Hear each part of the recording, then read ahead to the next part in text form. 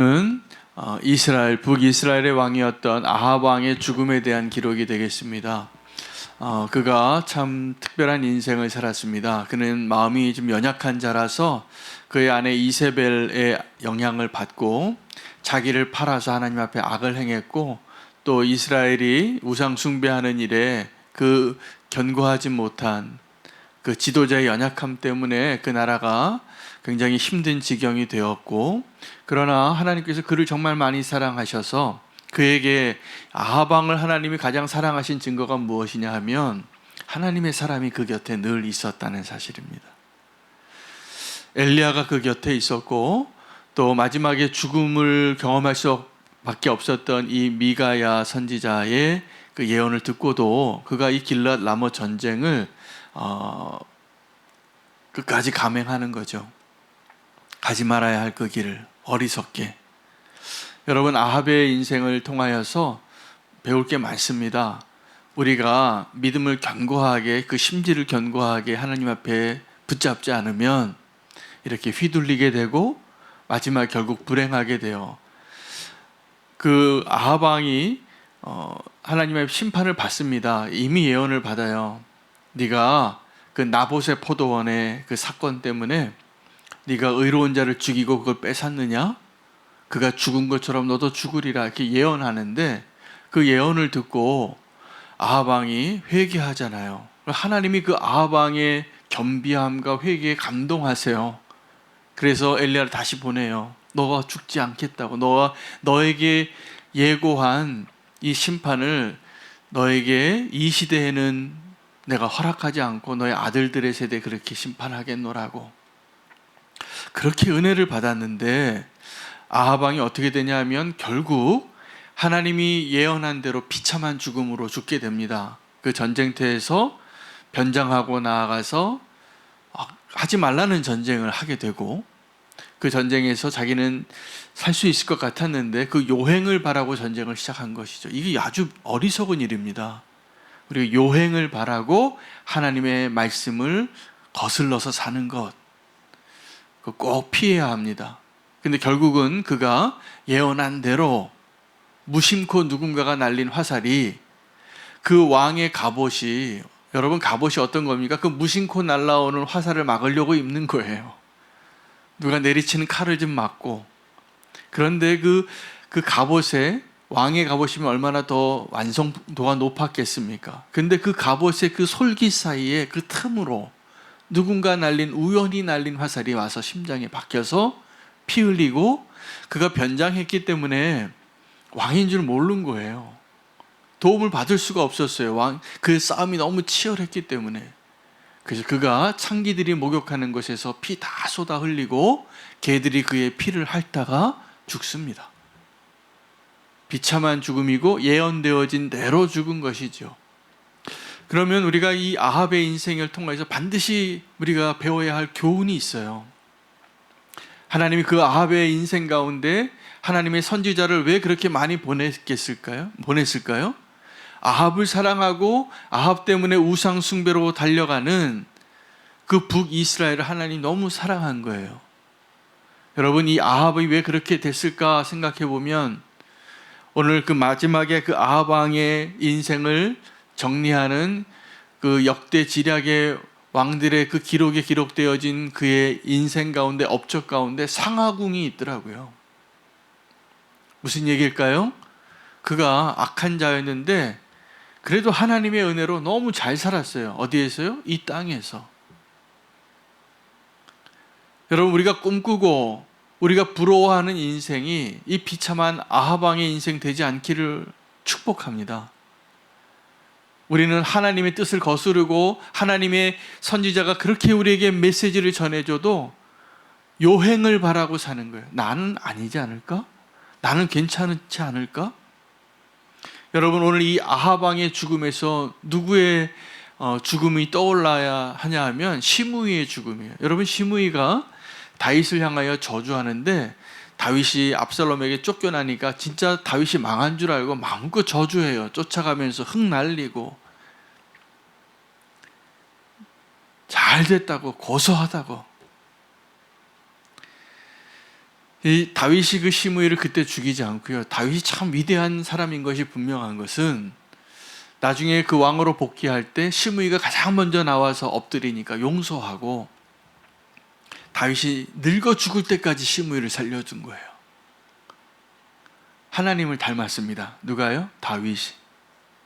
하나님의 은혜가 그래요. 자기 조롱하고 정말 같이 이 사람 하나 그냥 손 베는 거 손가락 하나 까딱하는 것처럼 쉬운 일이었는데 그 사람을 죽이지 않아요. 그리고 유언을 해요. 이 시므이가 이러한 사람인데 네가 알아서 해라.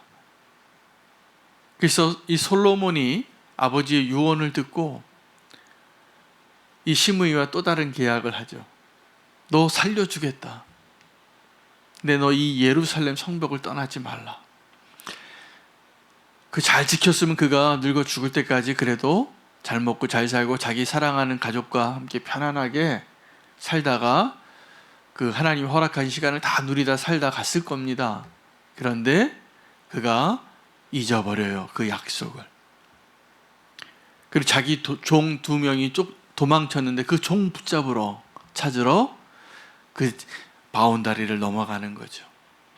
여러분, 우리가 범죄할 때도 그런 거 아십니까? 내가 이 죄를 범해도 괜찮을 것 같다고. 네, 오늘 다시 한번 말씀드립니다. 우리가 지은 죄는 반드시 대가를 치릅니다. 반드시.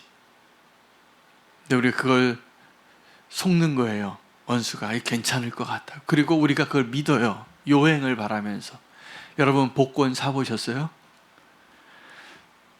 복권을 사면서 우리는 어떤 기대를 가지고 사냐 하면 이 액수는 굉장히 큰데 확률이 어마어마하게 작은 겁니다. 그런데 그걸 기대하는 거죠. 그래서 우리 구원을 복권 사듯이 사시면 안 돼요. 확실한 언약 가운데 우리가 하나님의 그 약속을 지키는 그 믿음의 길을 끝까지 흔들림 없이 가는 것으로 하나님이 우리에게 베풀어 주신 은혜를 누리시기를 축복합니다. 요행과 믿음은 다른 것입니다. 믿음의 대상이 달라요. 그런데 주님은 우리에게 어떠한 은혜를 주셨냐면 반드시 구원해 주시겠다. 그리고 그 일에 대해서 승리하시고 우리가 그것을 믿기만 하면 원수가 우리 머리털 하나 건들 수 없는 그 은혜를 주셨습니다. 그것을 시험하지 마시기 바랍니다. 제가 보니까 이 아합의 비참한 죽음의 시작은 그가 하나님을 시험하는 거예요.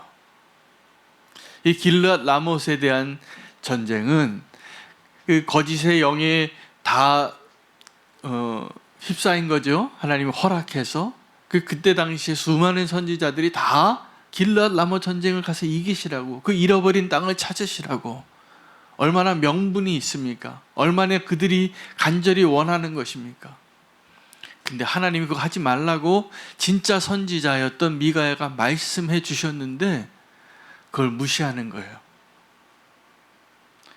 여러분, 우리가 하나님이 말씀하신 그 말씀이 미가야 선지자 늘 내게 좋은 얘기는 안 하고 내가 듣고 싶지 않은 말만 하는 그 선지자 미워 죽겠는데 그 선지자가 또 말했어도 그 말씀을 믿으셔야 돼요. 근데 이 아합 왕은 자기가 듣기를 원하는 말만 하는 선지자 수백 명 데리고 그 선지자 말을 믿고 가는 거죠. 길르앗 라못 전쟁은 그의 비극의 시작이에요. 근데 그가 그 전쟁에 나가는데 그래도 좀 찝찝하니까 뭘 했냐면 변장을 하는 겁니다. 그가 자기의 생명을 지키기 위한 아주 지혜롭고 안전한 길이라고 생각한 것인데 결국 그는 그 전쟁에서 죽어 예언한 대로. 하나님을 시험하지 마시기 바랍니다. 이건 믿음이 아니에요. 어떻게 보면 이 아합 왕이 그 요행을 바라고 변장해서 전쟁에 나가서 승리하고 싶은 이 가짜 믿음이 너무 큰 거죠. 우리가 하나님 앞에 죄 지을 때는 왜 그렇게 담대한지 모르겠습니다.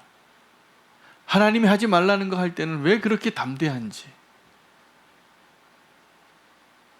다 섰기 때문이에요. 하나님을 시험하지 마시고, 이게 복권 사는 거랑 비슷해요. 내가 이렇게 죄를 지어도, 내가 이렇게 그 길을 가도, 내가 이렇게 길앗 라모 전쟁을 시작해도 혹시 살지 않을까? 그 길앗 전쟁에 가면 돌아오지 못합니다. 그 목자를 쳐서 양이 다 흩어지는 것을 내가 봤습니다. 미가의 선지자가 얘기해 줬는데 혹시, 그리고 그 하나님의 뜻이 이루어지지 않을 수 있는 묘안을 방책을 마련한 게 다른 사람 옷 입고 가는 거예요. 그래서 이 여호사밧 왕과 함께 옷을 바꿔 입잖아요. 근데 이 아람 군대와 32명의 연합군은 목표가 딱 하나예요. 아합 왕 죽이는 거예요. 그래서 아합 왕의 옷을 입고 있었던 여호사밧이 붙잡혔는데, 이 여호사밧이 막 소리치죠. 나 아합 왕이 아니라고. 나 이 옷 입고 있지만 난 사실은 남유다의 왕 여호사밧 왕이라. 그를 풀어주고, 그냥 전쟁이 끝나는 줄 알았는데 그때 무심코 날라온 화살이 아합 왕의 심장에 박히는 거예요. 그리고 그가 피 흘리고 고통 가운데 도움을 얻지 못하고 피가 다 흘려서 죽고, 그 피는 창녀가 목욕하는 그 곳에서 개들이 핥았더라. 정확하게 하나님이 말씀하신 대로 이루어지는 것이죠. 여러분, 하나님을 시험하지 마시기 바랍니다. 하나님께 순종하셔야지 돼요. 여러분, 우리가 가면을 쓰면 사람은 속일 수 있어요. 사기꾼들이요, 다른 사람을 잘 속입니다. 여러분, 이렇게 야바이꾼이라 그러죠. 이렇게 시장에서 앉아서 이 콩 하나 넣고 컵 막 섞어서 이렇게 어디에 들어있는가 속이는 것. 여러분, 우리의 눈보다 사기꾼의 손이 빨라요. 이렇게 막 하면은 우리의 눈이 못 쫓아가는 거예요. 천천히 하는 것 같지만 우리의 눈을 속이는데 아주 숙달된 손길이죠. 우리는 현혹되기 쉬운 아주 어리석은 자예요. 그 다른 사람을 속이는 일에 성공하니면 우리가 그런 착각을 하는 거예요. 오늘 아합이 착각했던 것처럼, 아합이 하나님을 시험했던 것처럼 내가 하나님도 속일 수 있지 않을까, 이렇게 착각을 해요. 오늘 이거 하나 분명하게 아시면 됩니다. 하나님은 속일 수 없습니다. 하나님은 속일 수 없습니다. 그러면 우리가 하나님을 아는 하나님의 백성이 사는 가장 지혜로운 길은 뭐냐면, 하나님 보시기에 정직하게 사는 겁니다. 하나님 보시기에. 우린 여러 가지 핑계를 대고 여러 가지 내가 생각해낸 묘안을 가지고 하나님 속일 줄 알아요. 속일 수 있을 거라고 생각하고 속여도 되는 줄 알아요. 악인들이 악을 행하다가 하나님의 심판을 당하지 않으면, 그 죄의 대가를 당장 겪지 않으면 어떻게 생각한다고 성경은 말하냐 하면, 그 악인들이 하나님이 자기를 심판하지 않고 좀 더 살려두었으니까 하나님이 자신들과 같은 줄 아느니라. 어리석은 악한 자 되지 마시기를 축복합니다. 사람은 속일 수 있어도 하나님은 속일 수 없습니다. 우리가 사람 속이는 데는 아주 능숙해요. 근데 그 사람을 속이는 일에 반복되어지면 어떻게 되냐면요, 비극이 일어나는데 자기를 속여요. 여러분, 거짓말하는 사람들이요, 거짓말을 아주 잘하는 사람은 정말 자기가 그 거짓말했던 재벌인 줄 알아요. 자기가 거짓말했던 정말 의인인 줄 알아요. 여러분, 우리가 착각하고 자꾸 누구를 판단하는 이유가 뭡니까? 자기 속이는 거예요. 그래서 내가 조금 선한 일 조금 하면 내가 의로운 줄 알아요. 내가 조금 열심을 내면 내가 의로운 줄 알아요. 그러니까 어떻게 합니까? 그래서 다른 사람 자꾸 판단하는 거예요. 그래서 다른 사람 자꾸 정죄하는 거예요. 천만에 우리 하나님 앞에 늘 어떤 마음이 필요하냐면, 주님, 난 죄인입니다. 주님, 나를 알잖아요. 잊지 마시기 바랍니다. 하나님 앞에 정직하시기 바랍니다. 그래야 그 하나님의 은혜와 그 언약 안에 거하는 안전한 삶을 사는 거예요. 그는 변장한 옷을 입고 전쟁에 나가면 살 수 있을 거라고 생각하고, 하나님 속이고 자기 속이고 다른 사람 속이고 요행을 바라는 자가 이 아합 왕입니다. 혹시 그렇게 사시는 분 없으십니까? 내가 원하는 것 끝까지 한번 잡아보려고 다른 사람 속이고 하나님 속이고 자기를 속이는 그 불행한 길에서 돌아서시기 바랍니다. 정직하게 사신 것이 가장 안전합니다. 그리고 그 하나님의 언약 안에 살면, 하나님의 그 바운다리 안에 살면, 하나님이 아합 왕에게 그 약속을 하셨어요. 그 정말 겸비한 회개를 보면서 너를 내가 지금 심판하지 않겠다고. 근데 아합이 자기가 원하는 대로 살고 싶어서 그 길르앗 라못을 되찾고 싶은 그 마음에 하지 말라고 하는 전쟁을 시작하고 하나님을 속이고 적군을 속이는 일을 시도하다가 불행한 인생이 되는 것이죠. 여러분, 하나님 앞에 우리가 은혜를 입으면 진짜 내 모습을 보게 되는 거예요. 십자가의 은혜가 뭐냐 하면 내가 정말 죄인이구나 라는 것을 깨닫게 해주시는 하나님의 거울입니다. 하나님의 말씀의 은혜가 뭐냐 하면 진짜 나의 모습을 발견하게 해주시는 거예요. 그리고 하나님 앞에 우리가 자백하면 어떠한 죄라도 용서하실 것입니다. 하나님의 그 은혜가 저와 여러분 가운데 임하시기를 축복합니다. 하나님을 시험하지 마시고 하나님의 은혜 안에 거할 수 있는, 언약 안에 거할 수 있는 그 안에 사는 저와 여러분 되시기를 바랍니다. 오늘 말씀 붙잡고